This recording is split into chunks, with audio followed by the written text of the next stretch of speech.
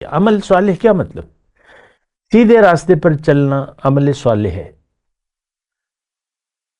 Number ایک، میں عمل صالح کی اللہ کی عطا سے آپ کو بتا رہا ہوں کہ آپ اپنے یقین کے مطابق زندگی گزاریں. جو صحیح حقیقت ہے کہ بھئی منزل دنیا نہیں آخرت ہے، اللہ ہے، مقصود اللہ کی رضا ہے، تو اس پر آپ عمل کریں، اللہ کی رضا کے مطابق زندگی گزاریں. اور ایک جملہ میں اگر آپ کو کہوں تو اللہ کی رضا کے مطابق زندگی گزارنا، نبی کے طریقے کے مطابق، یہ عمل صالح ہے.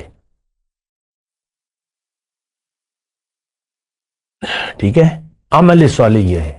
لیکن اگر آپ اپنی مرضی سے زندگی گزارے، دیکھیں پھر یہ سادی اور کھری بات ہے. اچھا، اس کے علاوہ اب ہم کیا کر رہے ہیں؟